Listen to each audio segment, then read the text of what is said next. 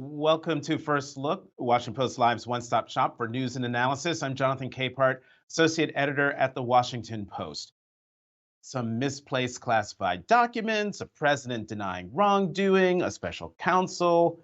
Republicans have been quick to say what's happening to President Biden is just like that's happening to Donald Trump. Is it? Joining me now, Washington Post chief correspondent Dan Baltz. Dan, belated Happy New Year. Welcome back to First Look. Thank you, Jonathan. Happy New Year to you. Glad to be back. Okay, so answer that question. Are there any similarities between the documents case involving Donald Trump and the documents case involving Joe Biden? Well, certainly there are similarities. I mean, in both cases, you have classified documents in the personal possession of a former, in one case, a former president, in the other, a former vice president, now president, um, seemingly in violation of government regulations.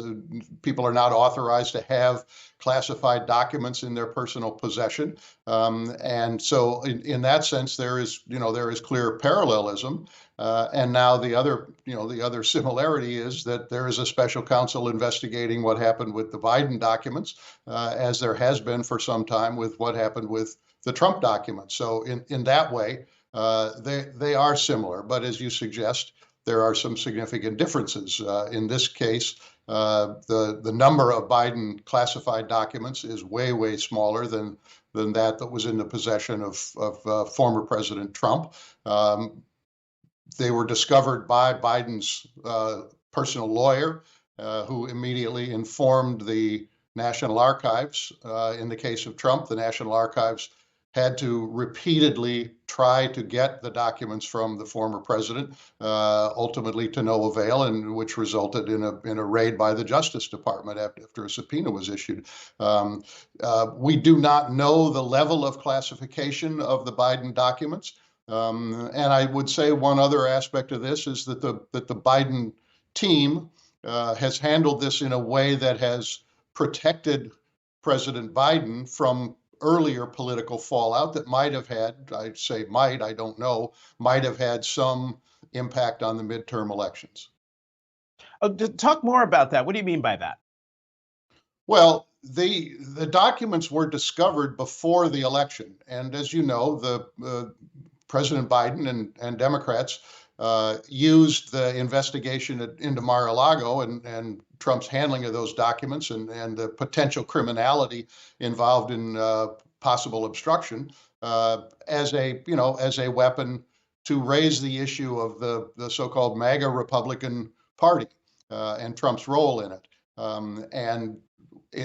But 6 days, I guess, before the election, it was discovered that Biden had a similar problem of a different magnitude, perhaps. The legalities are quite different, as we're saying, but nonetheless, this was not revealed until CBS reported it this week, at which point the White House confirmed that those documents had been discovered at the Penn Biden offices in Washington, D.C. What they did not reveal was that there had been other documents found in his residence or in his garage in Wilmington. So there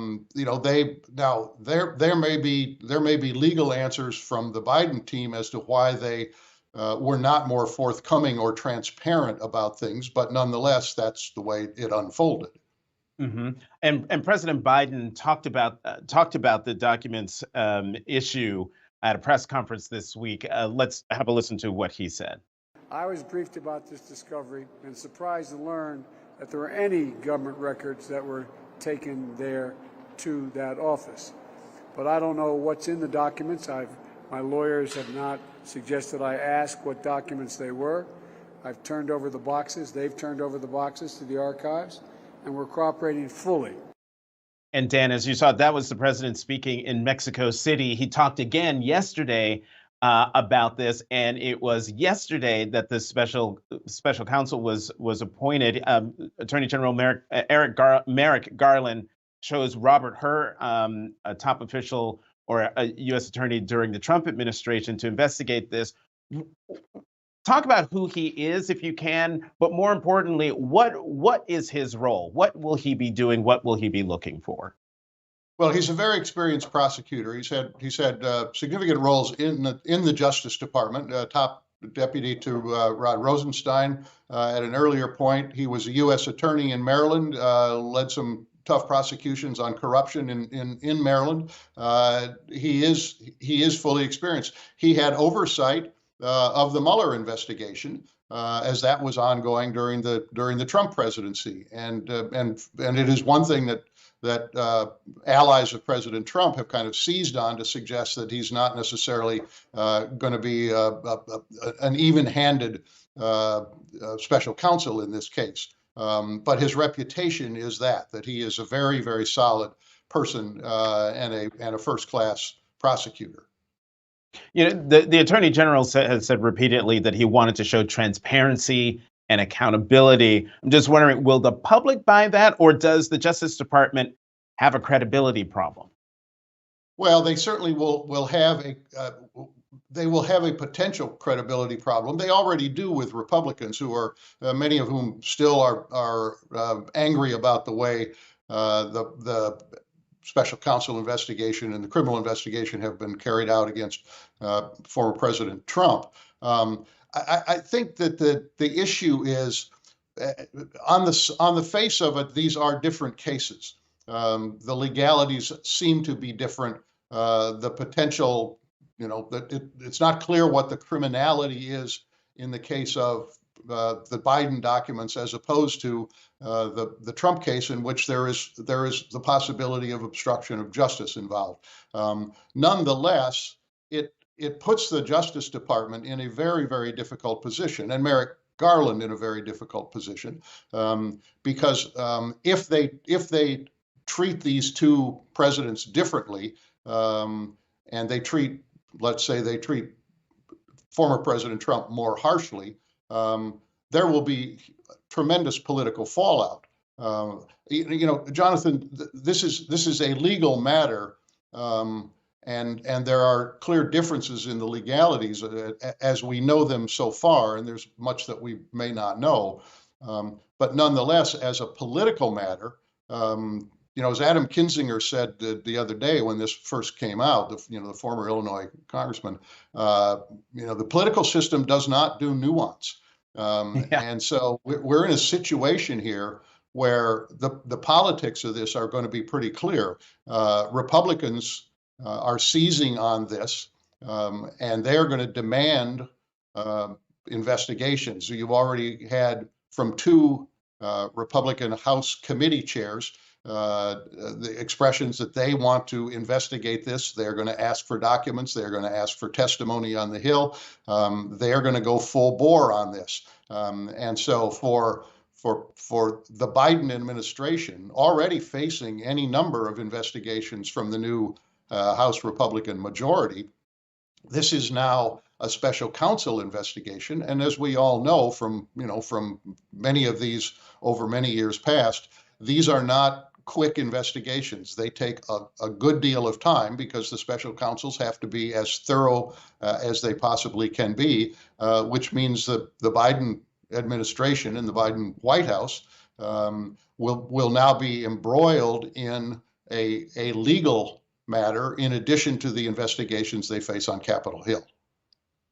We've got less than 2 minutes left, but as I read the stories and I'm listening to you, I can't help but think the huge difference between these two cases, if you will, is the obstruction of justice on the part of Donald Trump and the folks around Donald Trump in their documents case. So I take your point about politically, folks, if Donald Trump is treated more harshly than, say, President Biden is, but obstruction of justice is a pretty big thing to be accused of. And it's right there for all to see. As you pointed out, multiple attempts by archives and DOJ to get those documents back were thwarted by the Trump team. But as you said, rightly, as you always do, Dan, and I wrote it down, the political system doesn't do nuance. And I just gave a very nuanced case there. I just filibustered because we had like 90 seconds and you wouldn't have time to answer in in that time. So Dan Baltz, as always, thank you for coming to First Look. Dan Baltz is Washington Post chief correspondent. Have a great weekend. Thanks, Jonathan. You too, and congrats on the new assignments for the weekend. You're a busy man. Thanks, Dan. I'm going to make sure that your weekends are busy too. We're going to keep the conversation going with the Opinions Roundtable in just a moment. Let's go to the opinion side of the Washington Post, where we will find Washington Post Associate Editor Ruth Marcus and Washington Post columnist Hugh Hewitt. Ruth, Hugh, belated Happy New Year. Welcome back to First Look. Same to Thank you, you. Jonathan. Okay, so if memory serves, you are both lawyers, right? Yes. He was more of a lawyer than I am. Okay, but you've got a law degree. So I got all right. So I Actually- want each of you to give me your perspective on what's happening with President Biden and the classified documents found at the Biden Center and in his garage. Ruth, you go first. Under the circumstances, Merrick Garland did not have much of a choice at all about whether or not to appoint a special counsel, having decided to appoint a special counsel to look at Trump. And by the way, we all need to remind ourselves, we didn't know then, back then in November when he named Jack Smith to look into Trump, but he knew that he was going to have a Biden problem coming forward because by that point, the first set of documents had already been found, and he had already tasked the U.S. Attorney in Chicago to look into this other headache. So it was almost inevitable when he made the decision. I slightly disagreed with that, but thought it was a close call to name a special counsel for Trump. Almost inevitable that he was going to have to do the same thing for President Biden. That doesn't mean that the two cases are similar for all of the reasons that Dan so very well laid out. They seem rather dissimilar in terms of the scope of documents and even more the degree of responsibility and accommodation that the Biden folks seem to perform in finding the documents, turning over the documents. There's no hint of obstruction. We don't know very much about, because so much of the search warrant and other affidavits were redacted about the alleged obstructive conduct of Trump or others in his orbit. But that's going to be a big difference. The important thing, and I know we don't do nuance, but you and I kind of do, is for the Justice Department to treat like cases alike. In this situation, the cases do not seem as much alike as they seem different. We'll wait and see how the facts develop. Okay, Hugh, your rebuttal, because I know it's a rebuttal. Your rebuttal. No, actually, it's not. I think Ruth is exactly right. I I do nuance. For 5 years at the Department of Justice and the White House and OPM, I held the nation's highest security clearances. Ruth was covering it. So I know what the rules were. When I first walked in, I was a special assistant to then Attorney General William French Smith. His chief of staff assigned me the sensitive compartmented information warrants for the Foreign Intelligence Surveillance Court. And there were 3 rules. If you leave this on your desk, you'll be fired. If you take it home, you will never be rehired again. And if you give it to anyone, you'll be prosecuted.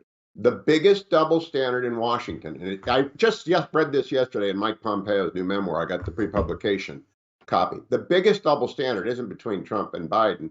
It's between what happens to an ES-5 in the Navy or a GS-12 at the Department of Energy who mishandles classified information.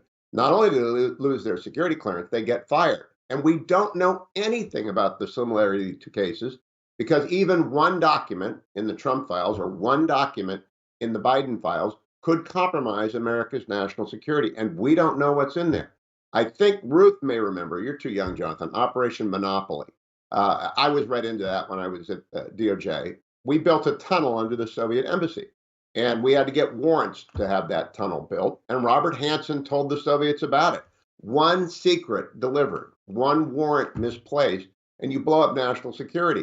So I don't think we can have any preliminary conclusions other than it's bad news for Joe Biden because the world land speed record for a special prosecutor is 6 months. Jake Stein investigating Ed Meese in 1984 to 1985 because of Iran-Contra. They take forever. They cost a lot of money.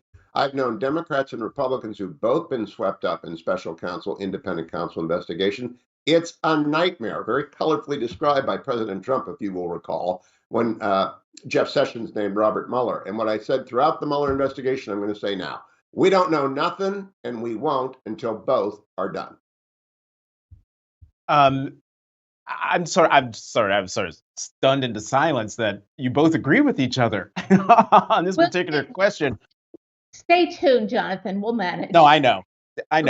We still have like 17 minutes. But you know what? In doing my research, I'm seeing that there are actually a lot of experts out there going on the record to say this sort of thing happens more often than you think, that this happens all the time. This is not to, downplay the severity of what's happened, but this happens all the time. And I'm just wondering, how does this happen all the time? And why is it that people are being lax with classified materials, or is it that they are just awash in so much paper that it's actually kind of easy to mix the two together? Yeah, Hugh can speak to this also, but I would say, and I've been talking to national security and former national security officials this week to understand, does this happen all the time? Are there garages all across Northern Virginia that are stuffed to the gills with classified information? And certainly there is a problem of overclassification. And if you overclassify things, then people incorrectly and inappropriately don't take classification seriously. But I don't have a lot of sympathy for that argument, either on the part of President Biden or President Trump. When you have classified materials, you are tasked, as Hugh said, with handling them properly. That means looking at them in appropriate facilities and making sure they are appropriately safeguarded after you've looked at them. There's one thing I did want to say in response, and so to get to some disagreement, Hugh was warning about the length and sprawling potential nature of independent counsel investigations. I think that was way more true when we had the independent counsel who was not as closely supervised by the Attorney General, could petition to have his or her authority expanded. I think that it's possible, and certainly with the Biden episode, where there does seem to be, though, the fact that the more documents were found in Wilmington complicates the matter. I think it is possible to do a pretty contained, pretty quick review of the Biden situation, which my guess is will come up with the conclusion, which will be, my guess is, both legally correct and politically explosive, that there is not a warranted criminal prosecution to come out here. Hugh? Well, I don't know. Like I said, I don't think we know anything. President Biden has 3 residences: the main house in Delaware, the Rehoboth Beach house, and the mansion in McLean. Are there documents at any of those 3 houses that have yet to be turned over? Mr. Hur is going to have to dive into that. There's a chain of custody issue. These documents were delivered and they were divided. How did that happen? Who had access to them in the locked garage with the Corvette? I mean, one of the worst answers ever in presidential history. Never answer these things impromptu. But the question you asked, Jonathan, I want to go back to. It actually happens fairly often. I ran the Nixon Library twice. The second time was really recently for 3 years while we were finding our new young executive director, Jim Byron. And the National Archives just declared one day, they threw a flag and said, oh, we found classified documents in former President Nixon's post-presidency files. And we said, what? And they sequestered them. They belonged to us, and they sequestered them. And I had to get on the phone with David Ferriero, the National Archivist at the time, and his deputy, and work out, what are you talking about? Turns out that President Nixon would write to President Clinton and President George H.W. Bush, and they would write back, and the archivists in Yorba Linda became concerned that they were sensitive, compartmented information, and they proactively reclassified them, which I didn't have a problem with. We gave it to them, but it took forever to resolve. This stuff happens because we have to be concerned about the one document that reveals a source or method that gets somebody killed. That's why it's ultimately a very serious matter. But I don't think it will, if it's just these documents, just the three dumps, there's three different chain of custody, it shouldn't take that long for President Biden's special counsel. I want to remind people Jack Smith, the special counsel for Donald Trump, has two matters. One is the documents. The second is whether or not there's a January 6th incitement to sedition. I think that's nonsense too. But they're going to have different timelines. It's just a bad, terrible development for President Biden since he's running for re-election. That's why it's really bad. I want to raise the obvious Republican question. Hunter Biden's story was buried before the election of 2020. The Joe Biden document story did not appear before 2022. What convenient timing. I expect the Jordan Committee to dive into that. And I expect the Gallagher Committee to ask about the Penn Biden Center and the fact that there appears to have been CCP funding for University of Pennsylvania and some question about who had access to that office and those documents. Yeah, okay. I have to ask a question because I have been under the mistaken impression that only the NSC can, or national security agencies can classify documents. But if I heard you correctly, the National Archives can classify documents? That what they did was they threw a flag and they sequestered the documents for processing in their Maryland facility with which they operate with the national security agencies. So they proactively reclassified or initially classified these post-presidency documents, took them away to Maryland where they were being reviewed along with a gazillion other documents for their appropriate classification departure. So they don't actually classify, they just throw the warning up. I see. That is a good clarification. Let's More talk. We need right. All right. We need to talk about Speaker McCarthy. He is almost 1 week in. I think it was the early morning hours of last Saturday where he finally was elected. Both of you wrote columns about Speaker McCarthy with very different conclusions. Ruth, you criticized McCarthy for pursuing power simply for the sake of power. But I mean, isn't that the way of Washington? It is kind of the way of Washington, but he is a particularly florid example of ambition untrammeled. Why did the notion that the Republican Party and the House had to be put through the spectacle of Kevin McCarthy and the House enduring 15 votes for the speakership, 15 votes as he kept on giving away more and more and more of the speaker's power to the craziest corners of his caucus to set up, my friend Hugh mentioned the Jim Jordan Committee, the Committee on the Weaponization of the Federal Government. It's also been called by the Democrats the Tinfoil Hat Committee, and I think that's a much more accurate description of what its mandate and intention seems to be. It's all spun up over a lot of nothing from my point of view.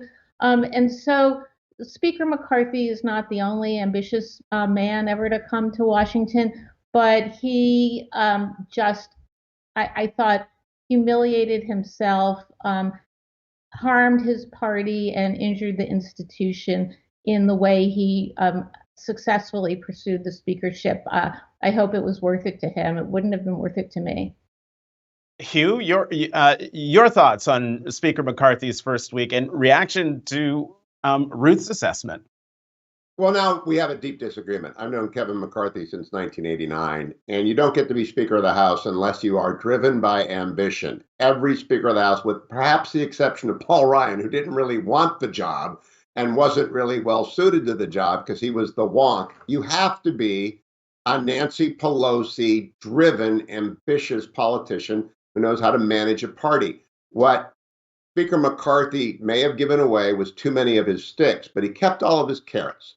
And I actually think he could be Speaker for quite a long time because maps will be redrawn in Ohio and North Carolina because of the Supreme Court elections that the RNC and Kevin McCarthy helped win in Ohio and North Carolina. I think his majority will grow in 24. And I think he's going to be there at least 4 and perhaps maybe 14 years as Speaker. But he has worked his entire life to get to this job. His first try at it came up short because of a bad interview that he gave. His second try, he was never going to give up. I spent 25 minutes talking to Chip Roy on the air yesterday. There were 2 holdouts, the 14 who wanted authority over the budget process and the weaponization committee or the Jordan committee, and then the 6 nuts. All right. So I've got no time for the 6 nuts who voted present. The 14 were after authority over the budget. I think they won some points that Kevin doesn't mind giving away, but they could have gotten there a lot easier. And I actually think he's going to be a very good speaker for the Republicans. And I think Jim Jordan is going to be a nightmare for the Democrats because he knows how to run a committee hearing. Ruth, we've got less than 2 minutes left, but it seems to me that Hugh has an overly rosy assessment of Speaker McCarthy, particularly in trying to link him to Speaker Pelosi in some way. I mean, the one difference to my mind, maybe you disagree, is that Speaker Pelosi, yeah, she was ambitious, but we know what her values are.